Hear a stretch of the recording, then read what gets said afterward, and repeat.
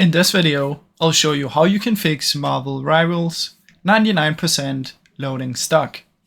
Now what you want to do is you want to find the game on Steam, and the first option is only if you have an SSD available, but you want to right click in Properties, Installed Files, and then you want to move the installed folder and you want to change it to either on your SSD or on your main drive. So as you can see, I have it on my D drive, and if you have two drives, you want to try and install it on the other one than it's currently on. So if it's on your D drive now, you want to try and put it on the C drive by putting the move install folder. Now, if you don't have an SSD, another thing you can try and do is simply verify integrity of game files. Also, if you have the SSD and moving it doesn't work, just do the next step, which is verifying the game files right here.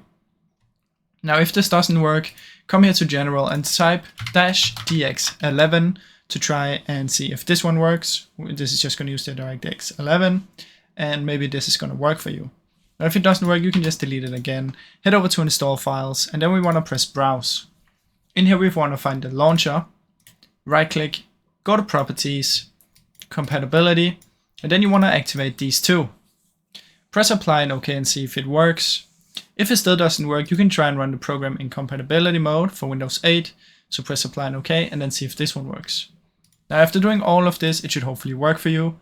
Now, from what I've seen, what works for most people is moving it to the SSD drive. So if you have one, you should definitely do that first and see if that one works. I really hope you enjoyed this video. If you did, please leave a like and subscribe, as it helps me out a ton. Thank you so much for watching.